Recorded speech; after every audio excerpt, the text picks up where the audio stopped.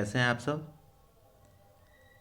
आज हम लोग नोडल एनालिसिस के कंसेप्ट के बारे में चर्चा करेंगे।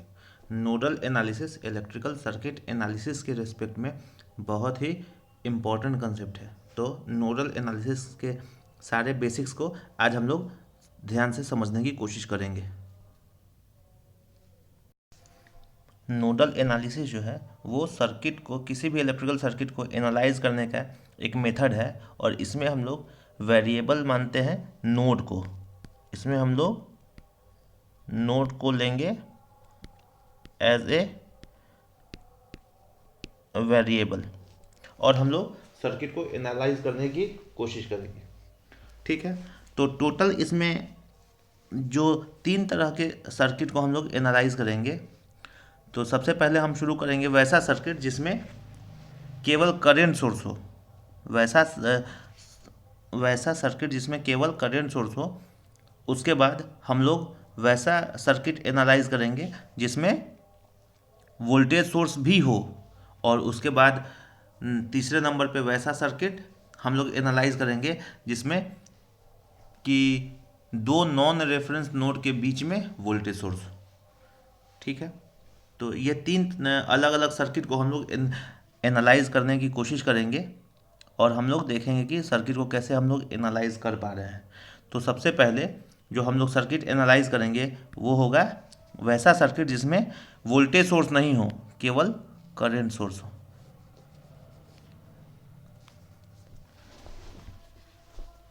पहला होगा हमारा circuit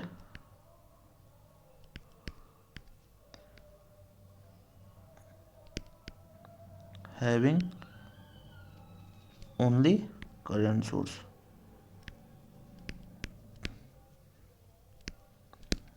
current source circuit analyse करने से पहले हम लोग एक बात समझ लें कि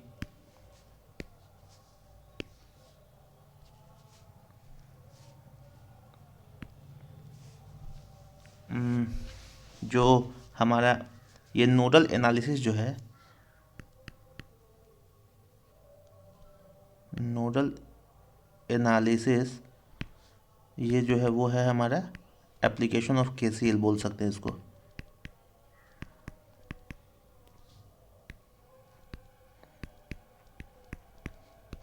केसीएल के कंसेप्ट को अप्लाई करके हम लोग नोडल एनालिसिस को, नोडल एनालिसिस जो है इसको हम लोग केसीएल का एप्लीकेशन के थ्रू एनालाइज करते हैं इसको। ठीक है। तो हमारा जो पहला एग्जाम्पल है वो वैसा सर्किट होगा जिसमें केवल करंट सोर्स हो, वोल्टेज सोर्स नहीं हो। करंट सोर्स और एलिमेंट्स जैसे केवल रेसिस्टर। अभी तो हम लोग केवल रेसिस्टर के साथ सर्किट को एनालाइज करने की कोशिश कर रहे हैं। ठीक है। तो सबसे पहले तो हम लोग स्टेप्स पे चर्चा कर लें। क्या क्या स्टेप्स होता है हमारा नोडल एनालिसिस का। तो हम लोग सबसे पहले क्या करते हैं, असाइन करते हैं node voltage. Step 1, assign reference node.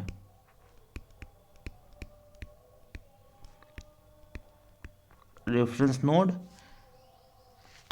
ठीक है। ये सबसे पहला काम है कि रेफरेंस नोड को असाइन करना। और उसके बाद जितना भी नोड बच गया and nominate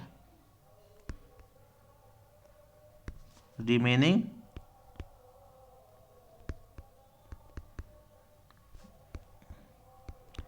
n-1 nodes with node voltage V1 V2 से Vn रिस्पेक्टिवली। ये हमारा पहला स्टेप होगा कि टोटल हमारा जो किसी भी सर्किट में, circuit having n nodes, n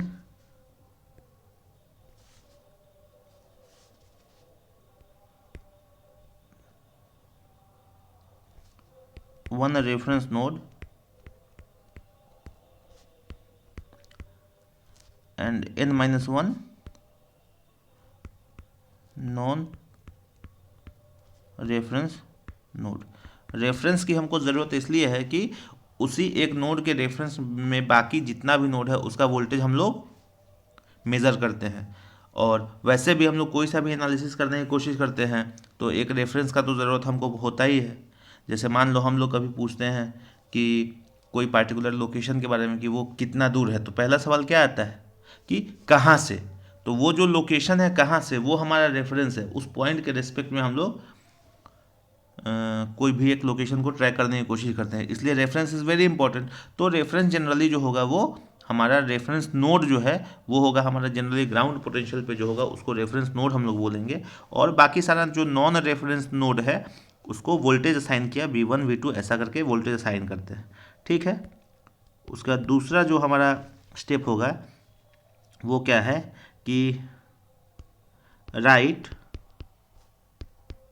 KCL equation on each of the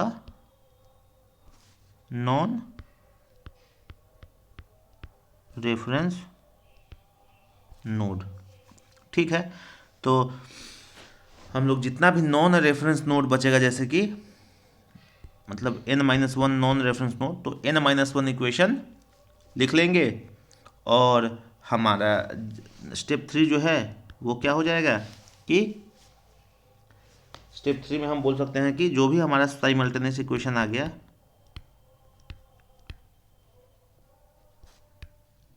equation calculation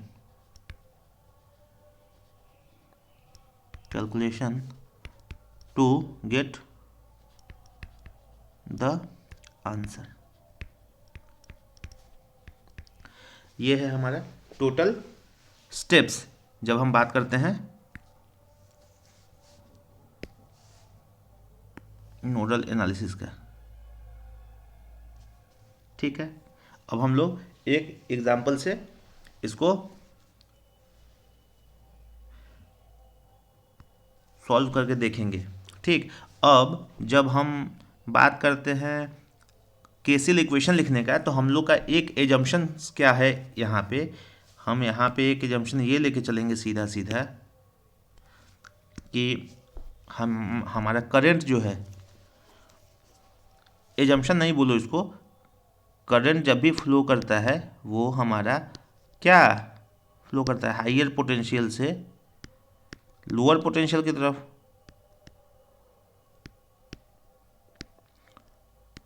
तो करंट का इक्वेशन अगर लिखना होगा किसी दो नोड के बीच में अगर कोई रेसिस्टर लगा हुआ है, मान के चलो कि ये हमारा दो नोड है, यहाँ पे भी हाइयर है और ये हमारा भी लोअर है, तो इसमें करंट जो होगा हमेशा ऐसा फ्लो होगा और उस करंट I का वैल्यू क्या होगा VH माइनस VL/R। इसी कंसेप्ट का यूज़ करना है हमारा पूरा का पूरा नोडल एनालिसिस में। बस यही एक चीज़ हमको यूज़ करके और पूरा नोडल एनालिसिस हमको सॉल्व करना है। इसी एक फार्मूला से पूरा का पूरा नोडल एनालिसिस हम लोग सॉल्व करेंगे, हम लोग देखेंगे। इस वीडियो में हम लोग केवल वैसा सर्किट देखेंगे जिसमें केवल करंट सोर्स हो और रेसिस्टर हो, और फिर उसके बाद अगले वीडियो में हम लोग वोल्टेज सोर्स ऐड करने के बाद क्या फ़र्क पड़ता है, चाहे उसको कैसे एनालाइज करते हैं, वो देखने की हम लोग कोशिश करेंगे। इस एग्जांपल से हम लोग समझने की कोशिश करते हैं। देखो, हम लोग 3 तरह का सर्किट अभी देखेंगे। एक वैसा सर्किट अभी हम देख रहे हैं जिसमें केवल करंट सोर्स हो। आप देख सकते हैं कि इस सर्किट में हमारे पास करंट सोर्स है केवल, यहाँ पे एक ये करंट सोर्स और यहाँ पे एक दूसरा करंट सोर्स, यहाँ पे कोई भी वोल्टेज सोर्स नहीं है। इसके बाद हम लोग दूसरा सर्किट देखेंगे जिसमें करंट सोर्स के साथ वोल्टेज सोर्स भी होगा, और वो वोल्टेज सोर्स जो होगा वो हमारा एक नॉन रेफरेंस नोड और एक रेफरेंस नोड के बीच में होगा। और उसके जब तीसरा सर्किट हम एनालाइज करेंगे तो उसमें दोनों नॉन रेफरेंस नोड के बीच में हमारा वोल्टेज सोर्स होगा। ठीक है। तो अभी तो हम रेफरेंस नोड और नॉन रेफरेंस नोड की बात कर ले। ठीक है। ये हमारा पहले केस 1 का ये सवाल। हम लोग तीनों केस का एक एक सवाल देखेंगे वीडियो में। उसके बाद एक वीडियो कॉम्प्रिहेंसिव आएगा जिसमें केवल सवाल हम लोग करेंगे नोडल एनालिसिस के रेस्पेक्ट में। ये हमारा कंसेप्चुअल, पहले तो कंसेप्ट इंपॉर्टेंट है, उसके बाद हम लोग क्वेश्चन भी करेंगे। तो सबसे पहले तो रेफरेंस असाइन करना, स्टेप 1 का था रेफरेंस नोड असाइन करना। तो हम लोग यहाँ देख रहे हैं कि हमारा ये एक कॉमन नोड है और ये ग्राउंड पोटेंशियल पे है, ठीक है ना। तो ग्राउंड पोटेंशियल मतलब यहाँ पे वोल्टेज ज़ीरो है। तो हम लोग कोई भी कैलकुलेशन जब भी करते हैं तो ज़ीरो के काउंटिंग भी करते हैं तो जीरो के रेस्पेक्ट में ही होता है। 1 2 3 4 जब भी हम लोग करते हैं तो हम लोग जो भी ग्राउंड पोटेंशियल हमको दिख रहा है इसको हम रेफरेंस मान लिए। तो हमारा रेफरेंस नोड हो गया। और इसके बाद इस सर्किट में टोटल कितना नोड है अगर हम लोग देखें तो यहाँ पे नोड 1 हो गया, यहाँ नोड 2 हो गया और वहाँ ये हमारा कॉमन नोड है 3। तो ये जो कॉमन नोड है इसको हम बोल रहे हैं, ये जो कॉमन नोड है इसको मैं क्या बोल रहा हूँ, रेफरेंस नोड। क्यों? क्योंकि ज़ीरो पोटेंशियल पे है रेफरेंस नोड। और उसके बाद हमारा ये और ये है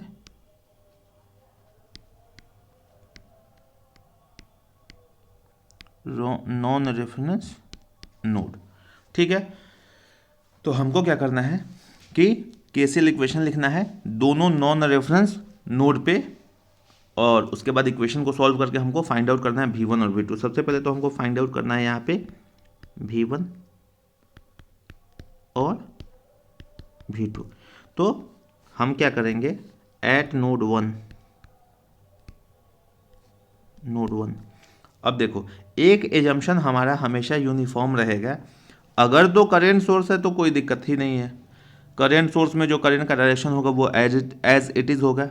और अगर तो हमारे पास करेंट सोर्स नहीं गिवन है तो हम हमेशा यही मान के चलेंगे कि जिस भी नोड पे हम काम कर रहे हैं, जैसे यहाँ नोड 1 पे काम कर रहे हैं, तो हमारा एजम्पशन ये है कि नोड 1 का पोटेंशियल बाकी सारे नोड के पोटेंशियल से ज़्यादा होगा। फिर हम जब नोड 2 पे बात करेंगे तो हम ये मान के चलेंगे कि नोड 2 का पोटेंशियल बाकी सारे नोड के पोटेंशियल से ज़्यादा है, मतलब करंट उस नोड से जाएगी ही अगर किसी ब्रांच में जा रही है। लेकिन अगर करंट सोर्स लगा हुआ है तो करंट सोर्स के डायरेक्शन के हिसाब से हम लोग को करंट मिलेगा, ये तो सीधी सी बात है, ठीक। तो अब हम लोग नोड 1 पे अगर बात करें तो हम देख रहे हैं कि यहाँ पे एक तो 5 एम्पियर का करंट यहाँ पे आ रहा है। उसके बाद हम 2 रेसिस्टर है इससे लगा हुआ, तो इसमें हम मानते हैं कि 4 ओम वाले में करंट बाहर जाएगा और 2 ओम वाले में करंट बाहर जाएगा, ठीक है। तो अगर इस पे हम इक्वेशन लिखना चाहेंगे तो हम लिख सकते हैं केसीएल क्या होता है, incoming current is equal to outgoing current. Incoming current equal to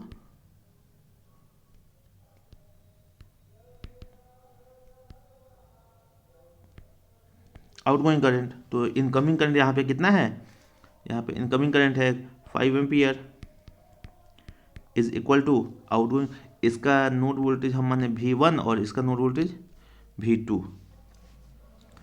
तो क्या लिख सकते हैं यहाँ पे 2 ओम रेसिस्टर में V1 माइनस रेफरेंस नोड का voltage 0 divided by resistor higher potential minus lower potential divided by the resistor plus दूसरा आउटगोइंग करंट यहाँ 4 ओम वाले में V1 माइनस V2 बाई 4। ये हमारा पहला इक्वेशन हो गया, ठीक। इस इक्वेशन को अगर हम सिंप्लीफाई करेंगे तो हम क्या लिख सकते हैं इसको 5 ampere is equal to 4 2V1 plus V1 minus V2। तो इसको लिख सकते हैं 3V1 minus V2 is equal to 20। ये हमारे इक्वेशन सिंप्लीफाइड हो गया। इक्वेशन क्या लिख सकते हैं हम, इक्वेशन हमारा होगा 3V1 minus V2 is equal to 20। Similarly हम नोड 2 पे कैलकुलेशन करेंगे। सिमिलरली जो हमारा कैलकुलेशन है नोड 2 पे, एट नोड 2।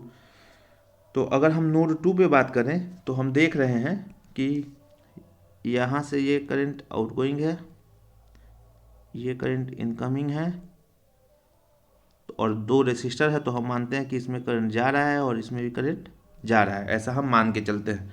ठीक, तो इस इक्वेशन को अगर हम लिखते हैं तो हम कैसा इक्वेशन बनेगा, इनकमिंग करंट इसमें कौन सा है 10 is equal to outgoing current पहले तो 5 एम्पियर का है plus V2 minus V1 by 4 plus V2 by 6। इसको सिंप्लीफाई करने की कोशिश करेंगे हम लोग, तो यहाँ लिख सकते हैं 12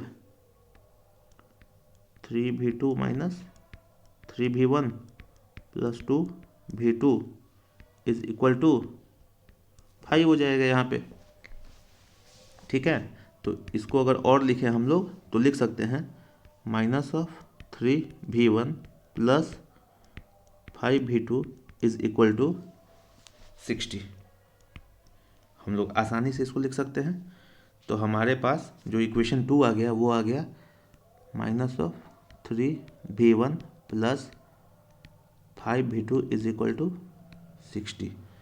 ठीक, तो जब अगर हम इसको सॉल्व करने की कोशिश करेंगे साइमल्टेनियस इक्वेशन को, अगर हम सॉल्व करते हैं तो हमको क्या बन के आएगा, यहाँ पे देखते हैं।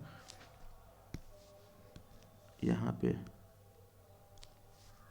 हम लोग जब सॉल्व करेंगे तो ये तो सीधा सीधा कट जाएगा, तो यहाँ बचेगा 4V2 इज इक्वल टू 80, मतलब V2 is equal to 20 volt. ठीक है, और जब V1 निकालेंगे तो हम लिख सकते हैं 3V1 is equal to 20 plus V2 is equal to 20 plus 20 is equal to 40। तो V1 इज इक्वल टू 40/3 मतलब 13.33। तो इसका मतलब है कि node voltage V1 is equal to 13.33 volt और node voltage V2 is equal to 20 volt. ये हमारा आंसर हो गया। तो आप देख रहे हैं यहाँ पे कि कितना आसानी से हम लोगों ने नोड वोल्टेज को फाइंड आउट कर लिया यहाँ पे। तो इन 3 स्टेप्स के साथ हम लोग नोडल एनालिसिस को एनालाइज करते हैं। नेक्स्ट वीडियो में हम लोग देखेंगे वैसे इलेक्ट्रिकल सर्किट को जिसमें करंट सोर्स के साथ साथ वोल्टेज सोर्स भी हों, और वोल्टेज सोर्स डिपेंडेंट भी हो सकता है और इंडिपेंडेंट भी हो सकता है, उससे कोई फ़र्क नहीं पड़ता है। तो हम लोग नेक्स्ट वीडियो में nodal analysis with voltage source को एनालाइज करने की कोशिश करेंगे। Thank you.